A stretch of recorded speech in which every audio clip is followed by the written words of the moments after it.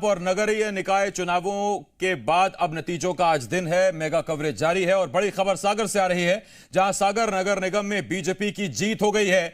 Mayor प्रत्याशी संगीता तिवारी ने जीत दर्ज की है। तो ये बड़ी खबर इस वक्त हम आपको बता रहे हैं। कांग्रेस की निधि जैन को संगीता तिवारी ने हरा दिया। सागर से बड़ी खबर हम आपको बता रहे हैं। और सागर में करीब 60% मतदान 6 जुलाई को हुआ था। औसत मतदान था जो कुल मतदान रहा था पहले चरण का। और सागर में एक ही जिले से इलाके से तीन मंत्रियों ने पूरी ताकत दिखाई और तीन मंत्रियों की ताकत और उसके बाद मुख्यमंत्री के दौरे। नतीजा, सागर में बीजेपी की संगीता तिवारी को जीत मिली है। निधि जैन को, कांग्रेस की निधि जैन को उन्होंने मात दे दी। इस तरह से सागर भी बीजेपी के खाते में चला गया है। तो ये बड़ी खबर इस वक्त हम आपको बता रहे हैं। और खंडवा, सतना, बुरहानपुर और सागर में बीजेपी को जीत मिली है। कार्यकर्ताओं में जश्न का माहौल है और 2015 के बाद एक बार फिर सागर बीजेपी के खाते में चला गया और कांग्रेस को मात मिली है, मुंह की खानी पड़ी। और ये एक और नगर निगम कांग्रेस के हाथ से निकल गया। तो बड़ी खबर इस वक्त हम आपको बता रहे हैं। और बड़ी खबर आ रही है सागर से, जहां बीजेपी की संगीता तिवारी को जीत मिली है और कांग्रेस की निधि जैन को हार का सामना करना पड़ा है।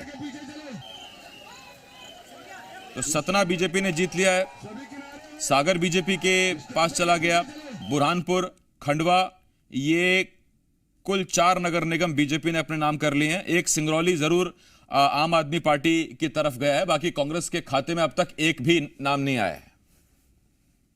मंत्रीगण हैं और नेताजी सभी को मैं आभार व्यक्त करती हूँ, सभी का धन्यवाद। आपकी प्राथमिकताएं क्या होगी? आप महापौर प्रथम नागरिक बन गई, सागर का जिम्मेदारी है अब आपको। सागर का विकास करना, सागर को स्वच्छ, सुंदर, हरा भरा करना।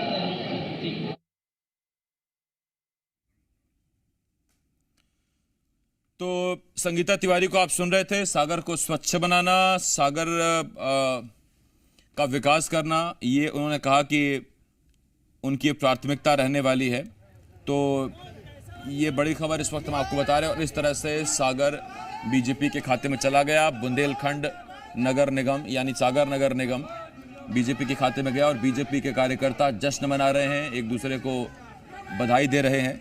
तो उधर कांग्रेस के खेमे में सन्नाटा, सागर हाथ से निकल गया। कांग्रेस का दावा था, उनकी तरफ से खबरें आ रही थी कि सागर से उम्मीदें हैं, लेकिन ना सिंगरौली हाथ आया ना कांग्रेस के और ना सागर। सिंगरौली आम आदमी पार्टी अपने खाते में लेकर यहां से अब कांग्रेस के लिए बहुत चिंता वाली बात है। और वो इसलिए कि अब तक बीजेपी और कांग्रेस के बीच मुकाबला होता था, लेकिन तीसरे विकल्प